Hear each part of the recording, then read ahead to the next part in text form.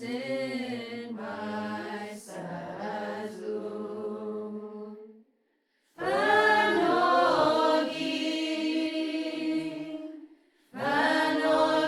CHamoru.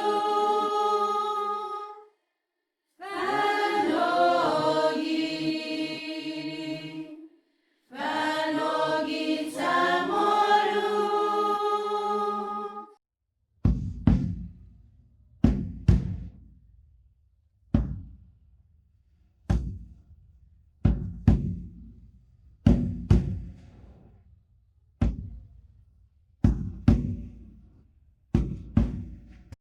Well, I think I was very fortunate. My parents and my siblings were always kind of knowledgeable about who we are as a people and always reinforced it. So even in comparison, I think, to many of my contemporaries who were much deeper immersed in Chamorro culture than I was, always had a kind of feisty, almost chip on my shoulder attitude about being Chamorro and being from Guam.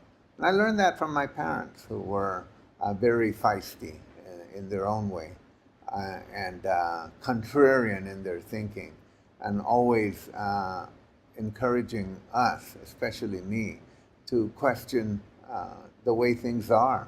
Not that they always told me how things should be, but that they just said, always obey the rules, but, take the time to question them as well. So in that and in my little flights of fancy or even creative things I did, I think I was encouraged very much by both of my parents to engage in that from my earliest days. I learned my prayers in Chamorro from the woman, Tano English, who watched me as a child and who was a Tetsa and Sinanya. I learned, my mom was a Baptist, so I didn't learn any prayers from her in Catholicism, but I learned a lot about, talking to God, and she encouraged that. And my father, he was very contrarian in his attitudes about authority and accepting the way things are, and understanding that we come from a very special place. Well, I think it infuses it. A normal human being has a lot of things to do every day, from eating to sleeping to working with people to having conversations. I think that my identity infuses my everyday life the minute I walk out the door.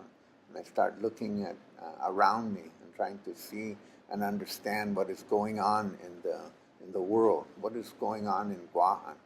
And some of it is very invigorating and inspirational. Some of it is not.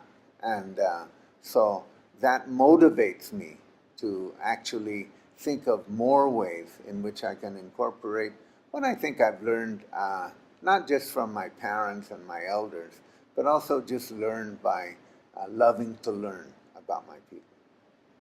Well, I strongly believe that our identities inform who we are. So I can't really present myself in any credible fashion if I didn't take into consideration my full identity. I also believe that you can't be part something. It's like my nana used to say, you can't be part pregnant. Either you're pregnant or you're not, right? I believe the same about identity. Either you're Chamorro or you're not. Now, our concept of identity has been challenged through the years because as colonized people, colonization wears away at that sense of identity, right? It wears away at your sense of self-esteem, your sense of credibility, your sense of authenticity. And so when Chamorros think about our identity, very often we use terms that fracture rather than integrate. So we talk about being half caste, or we talk about being partly this and partly that. We talk about, Chamorro Americano, if your parentage has some haole in it, right? Or mezcla, if it's more Asian mix. these kinds of ways of looking at identity confuse us. They convince us that we're lesser than a whole. And so for those of us, for those of you younger generations who really are grappling with this sense of identity, remember this. As a Saina, it took me 71 years to understand this fully, and I'm still understanding it. But we're whole people. We're whole people individually, we're whole people in community, we're whole people in our indigeneity. And my identity as a Chamorro is my identity as an indigenous woman. And I'm a whole woman. I'm a whole Chamorro person, right? I've had to negotiate this with myself. It's been a very rough journey because I've met lots of people who say, oh, you can't be Chamorro, you speak English too well. Or you can't be Chamorro because you're not brown. Or you can't be Chamorro because you don't have an accent. Or you can't be Chamorro because you're smart. Can you imagine that? Internalizing those very debilitating messages, whether positive or negative, prohibits us from really appreciating who we are. So decolonization, I believe, is the process of claiming cultural sovereignty. First and foremost, nobody can take our cultural sovereignty away. And so long as we understand that we are culturally sovereign, that we are an indigenous people, that Chamorros exist today as they existed 4,000 years ago. Hell yes, I'm very proud of my Chamorro identity. And I understand fully that I am authentic. And that no one can define that authenticity outside of me. So we as Chamorros have to understand who we are, appreciate who we are in all of our complexity, and recognize that the genes that flow in our bodies, in our blood, are mixed. And much of that gene pool comes from our colonizer. But that doesn't erode our sense of wholeness, our sense of being legitimate people of this land. Now, land alienation, right? Language alienation or language endangerment are two of the most insidious forms of colonial legacy, which separate us from ourselves. If we are to be Tano, right? We have to have the values of what we mean when we say Tautau Fino CHamoru. We also have to understand Sintano Tazat Tautau. And so our land is intrinsically integrated into our definition of who we are as Chamorros.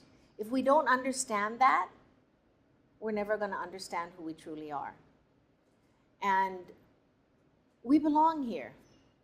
Our ancestors gave us this place. This is our homeland. And so we also have to understand that as an aspect of our identity. I do think that we've been able to change the discourse. We're in a different space of understanding and talking about our identity. I think that movements, I remember when I first came back from college, that's when I met my husband, Samuel Betances. He was here working with the bilingual efforts at the University of Guam. And I remember hearing him speak for the first time and listening to the kinds of words he was using, like indigenous and colony, right?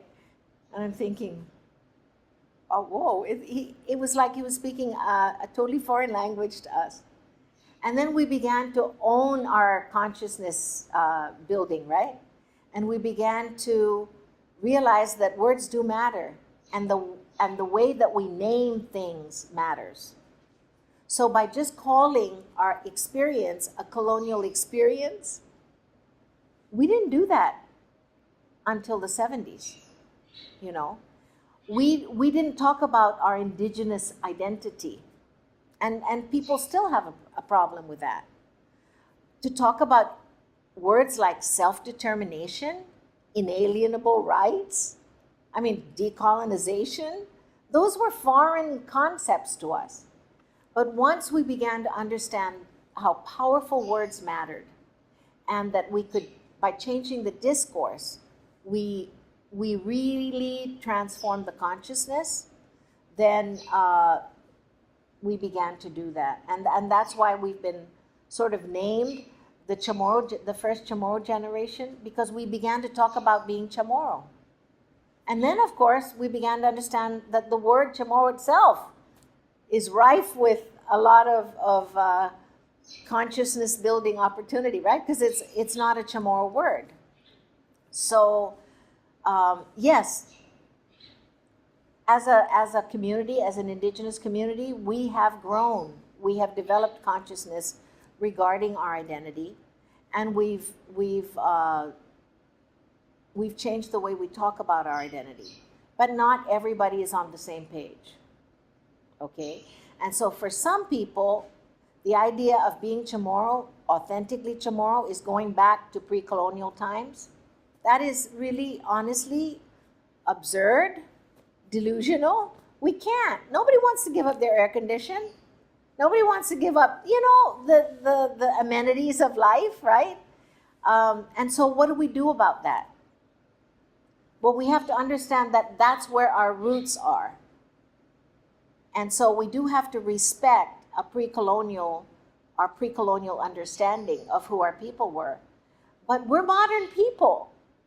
And as modern people, we're just as legitimate as our ancestors were 500 years ago, before Magellan's ships came ashore, right? So I think that it's very important to understand that changing the way we speak about things transforms the way we internalize things. And I think the women's movement in the 70s, people made a lot of fun about changing the word mankind to humankind. But it matters, because humankind includes everybody and mankind doesn't, right? Even though it's supposed to be a generic term. He, using the pronoun he as the principal pronoun, I know that it was troublesome to go he, she, because that was how we had to do it. And now we're creating other kinds of ways of expressing collectivity, integration, those kinds of things. So I think that I hope that it will continue to evolve, so that your definition of who we are as a people, your definition of identity, grows out of our understanding of identity, and that kind of mindset that we give to you, we bequeath to you as the next generation for you to build upon. I grew up down south, I'm from Talafofo and in Alahan, and so I was just naturally always surrounded by the CHamoru language. My parents are fluent in the CHamoru language, but I never consciously tried to speak it, right? My parents grew up in the 1950s during the time of the language policies where they weren't taught to speak CHamoru. Where they weren't taught to use CHamoru in formal settings, right? And they were punished, like their lunch money was taken a lot of the time. So I didn't actively start getting involved in sort of activism around CHamoru culture and language until about my 20s. And a lot of that really happened when I moved, right? I ended up moving to Hawaii for grad school. And so for a lot of us who end up moving away from home, that's really when you start to kind of miss being here, right? And you find ways to recapture a lot of your identity as a CHamoru. And so that's really where all that started. And so as a result, I realized that having that sort of disconnection to identity was something that I really don't want others to have to go through, right? And that's something that happens to a lot of us here, because unfortunately the way our system's sort of structured is not to put CHamoru at the forefront, or even to allow us to kind of shape our identity in that way. And so for me, I really wanted to make sure that sort of future generations didn't have to wait 20 years or so to really have that epiphany moment. And I feel like that happens to a lot of people. And So I work at the Commissione Fino CHamoru. I work with the Chamorro Language Commission now to kind of build projects that allow people to have these resources on hand without having to sort of seek others out. Because for a lot of us, we're not as fortunate to have relatives around us, especially when we move, right? We don't take our families with us some of the time, and so you're not living with grandma and grandpa in the same way that you used to, and so shaping identity takes a lot more work in some ways. We have an ethos that we haven't fully tapped into, a mata. I've written about it, I've talked about it, but our sense of mata is our sense of how we structure the world and how we see relationships in that world, and how we can negotiate those relationships, and how we can diffuse tension, how we can agree to disagree. It's in that mata. And so I love to operate in that space. To me, it's like a wonderland. It's like walking through the museum, you know? It's a great space to be different. Because once you leave the space of confinement that proverbial box forces you or imprisons you in, then you realize that really we're much freer than we think. And that possibilities open up instantly when you step outside of that space. So the work to be done is to move us into that space. That's where decolonization, that's where self-determination, that's where nation building takes place. People have asked me how I manifest cultural sovereignty, how I engage in acts of self-determination. How does one decolonize, right? In practical terms, in operational terms. Well, one of the ways that we decolonize and engage in cultural sovereignty is, for example, with the Kumisión Fino CHamoru, our projects. We've established a revitalization center to really focus on the teaching and promotion of the Chamorro language. We have to get out of the box of thinking that it's the school's responsibility to teach Chamorro because there's a Chamorro program in the schools. The program in the schools was created with the idea that children needed to have an orientation about Chamorro culture. But it was never really constructed to produce Chamorro speakers. So 45 years later, we're wondering why there aren't 3 generations of Chamorro speakers that have come out of the public school Chamorro language and culture program, because it wasn't constructed that way initially. And so we now know those limits, and we're beginning to focus on how we can strengthen the program at DOE, for example, to really begin to produce speakers of Chamorro, because that's what's going to keep our language alive in the next generations. We also understand, what do we do with the 3 generations that were lost to the Chamorro language in the normal way that Chamorro language was taught through 150 generations prior to your generations, right? Why is it that you don't speak Chamorro well? It's because you weren't taught Chamorro. And so what are we going to do to respond to your generation and your needs as a generation? There are a lot of people who say, I understand it, but I can't speak it. Well, we've taken that concept to task, Dr. B and I, in our writing. And you can't understand it without knowing how to speak it. And so my challenge to you is that you know how to speak it. You're just not comfortable because you're not going to be able to speak it well. We have to get over that, because in order to learn anything, you have to do it badly. You speak it badly first in order to learn how to speak it well, okay? When I first came back and I was appointed to the Commission, I was the one person on the Commission who had the least experience in terms of speaking Chamorro, because I was away for so long, right? I didn't write Chamorro. I didn't use the orthography. I didn't even know the rules of the orthography, and I had to really teach myself.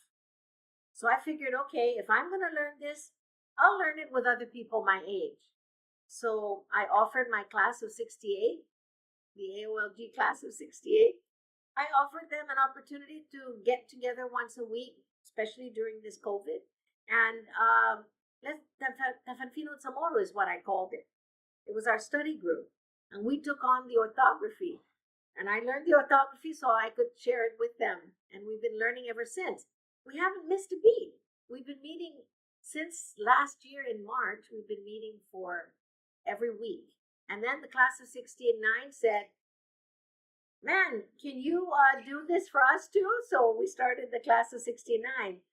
And now our study group includes daughters and granddaughters. So now we're really doing the real stuff of teaching and learning the language together. Because a lot of my classmates, for example, knew how to speak, but we didn't know how to spell or write. Our reading speed was challenged heavily by the length of Chamorro words and the unending sentences. And so we've learned, we're really improving together and we're learning together. So that's one of the aspects of revitalization, and we have a center now in Tizan, and we hope to expand the programs of the center. But that's an important part of exercising self-determination, cultural self-determination and sovereignty, and it's an act of decolonization. Every time we do this kind of program, we're engaged in an act of decolonization, okay? Because we're redefining the discourse, and we're the speakers in the discourse. And so those are major acts. Another thing that I'm participating in is the project that UOG and DOE are collaborating on, which is to create a place-based, culturally relevant social studies series of textbooks from kindergarten to 5th grade. I'm the 2nd grade author. I love it. Initially, I thought I have no business doing this. I mean, I've never taught 2nd grade, right? I've never written a textbook. I'm not even actively engaged in education, except, in a kind of informal way. So who am I to write a 2nd grade textbook? And then I ask myself the question in the reverse: who am I not to write a 2nd grade textbook, right? And I'm fully committed to culturally relevant pedagogy. I've been preaching it, and now I had an opportunity to actually, follow my own advice. And so it's been a very, very significant experience for me. And it involves the team, the 2nd grade team now, involves supplemental writers, an editor, or several editors, artists. And we're really working together. We have 2nd grade teachers that are working with us as well. So it's a humongous engagement. But, when people get kind of discouraged, I keep reminding everybody, we are engaged in cultural sovereignty. We're engaged in decolonization.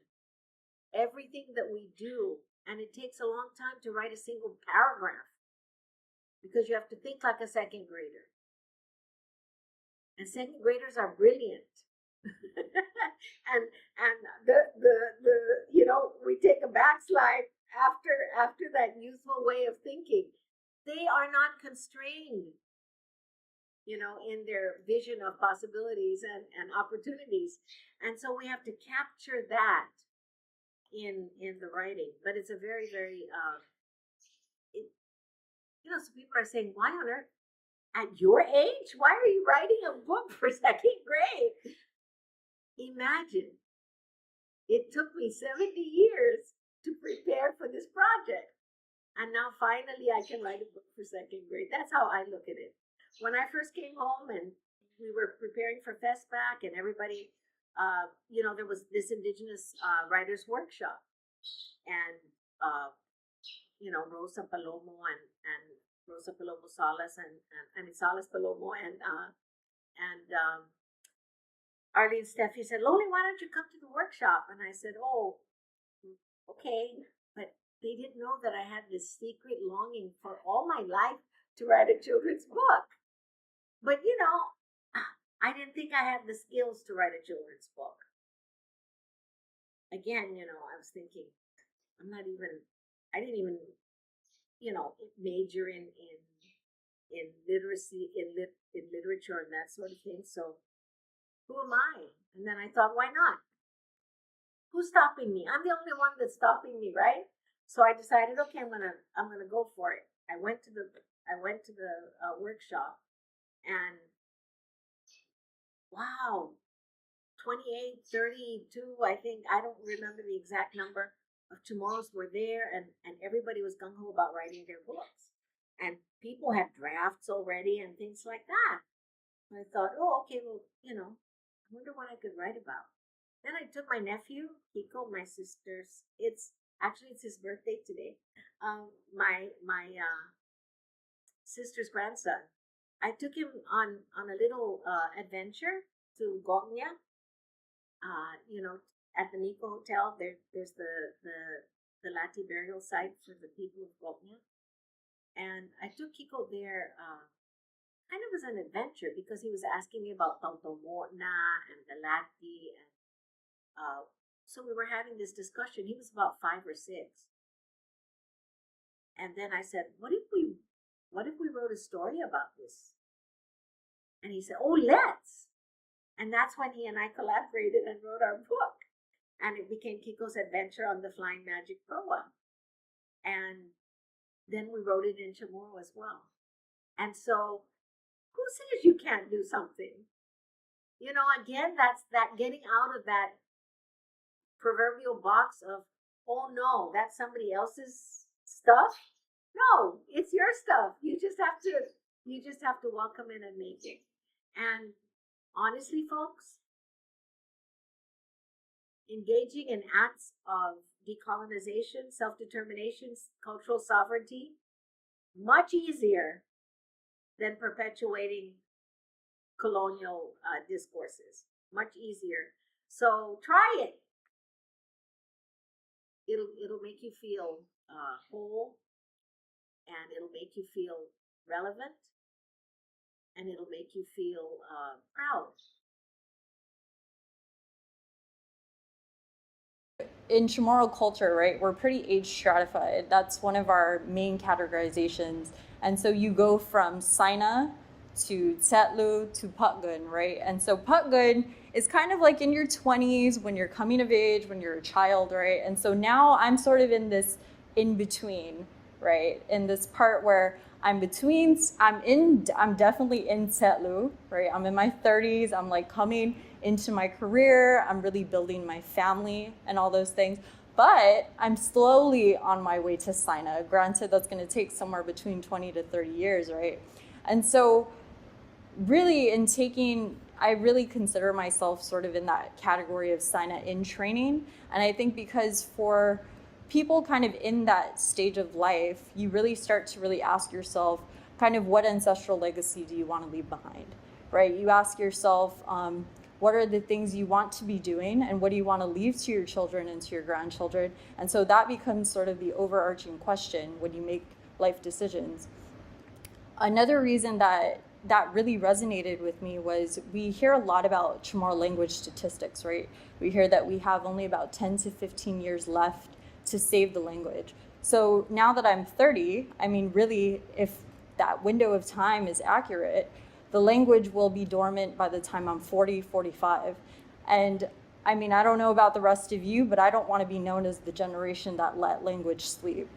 So really, in making these decisions, it's about deciding what kind of legacy do you want to leave behind? Do you want to be the ancestors who allowed culture to become dormant? Do you want to be the ancestors that didn't sort of perpetuate these things to the younger generation? And for me, the answer is no.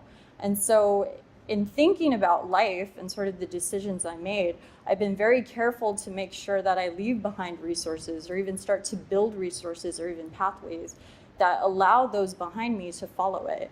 And at this point in time, you know, you're very much around, mañaina-ta.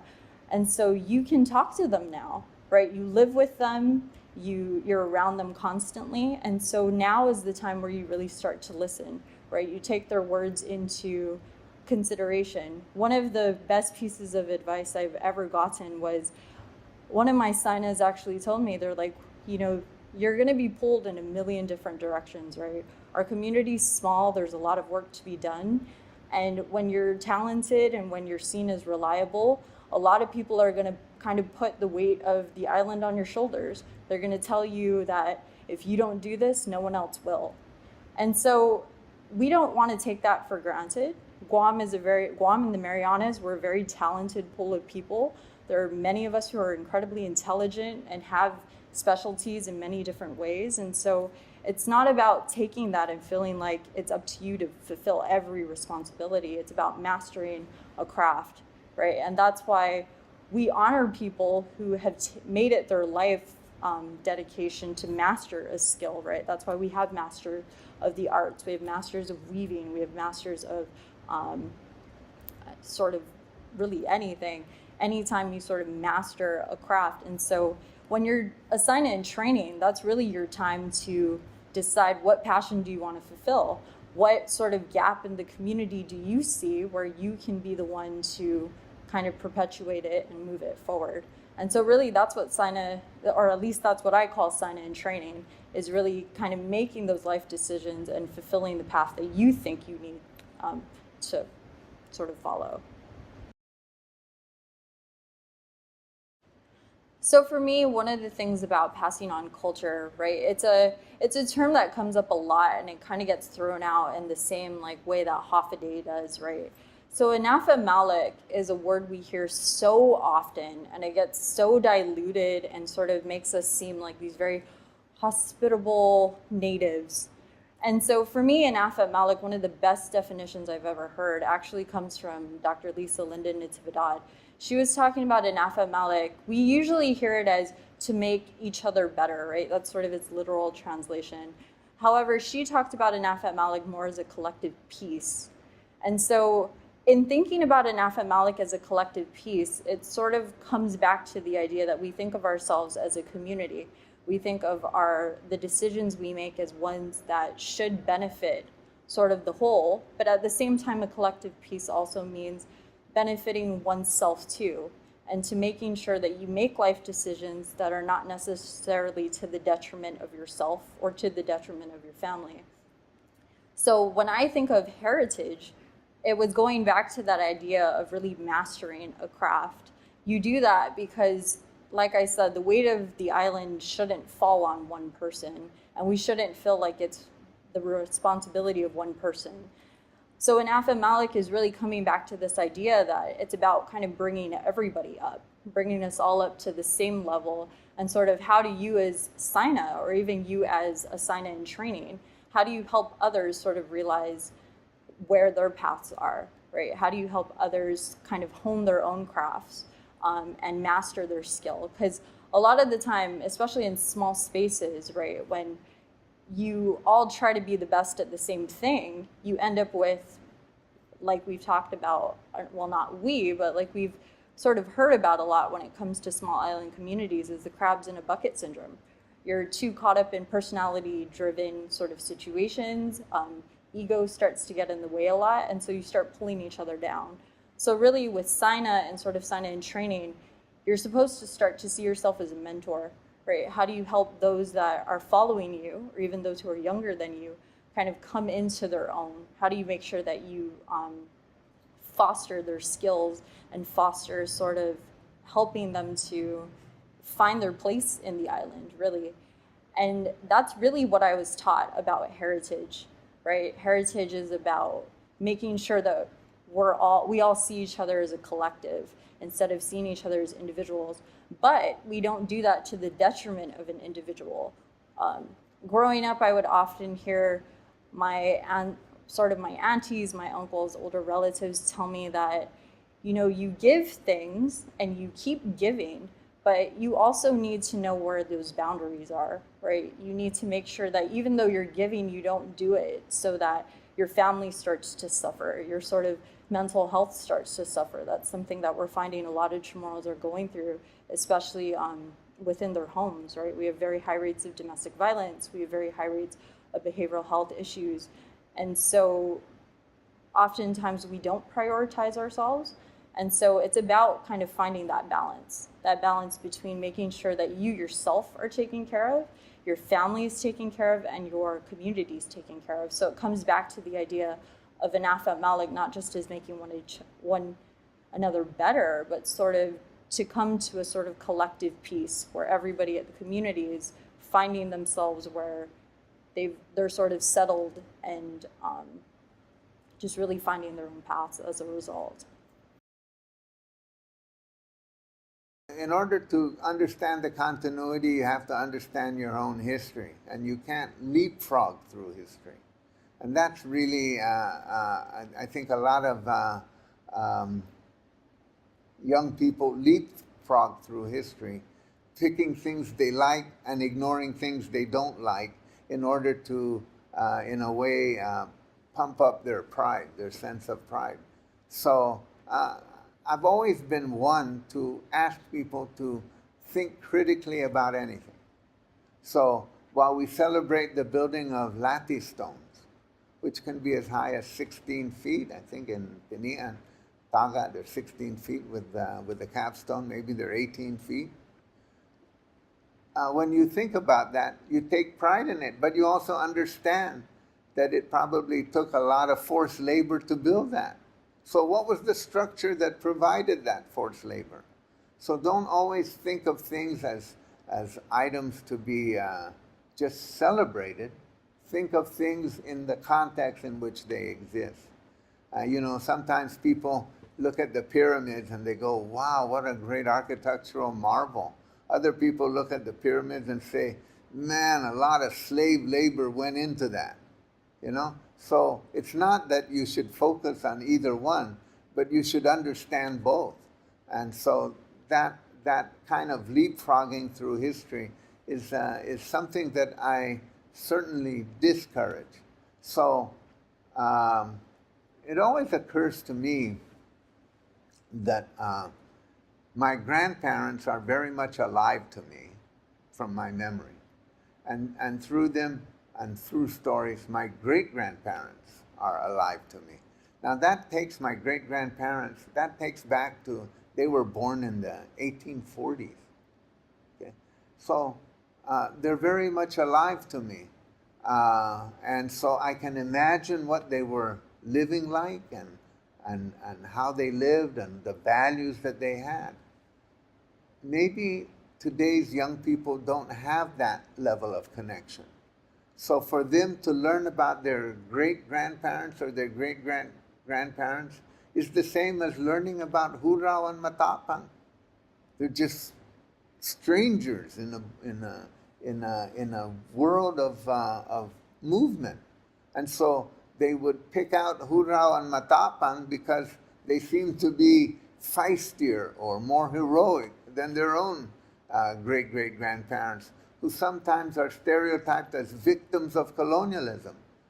Well, they were victims of colonialism, but they were upright, upstanding people who raised families, who did things, who incorporated values, who learned how to live. And so respect your elders to that extent. Don't think of them in a caricature way that they were just victims.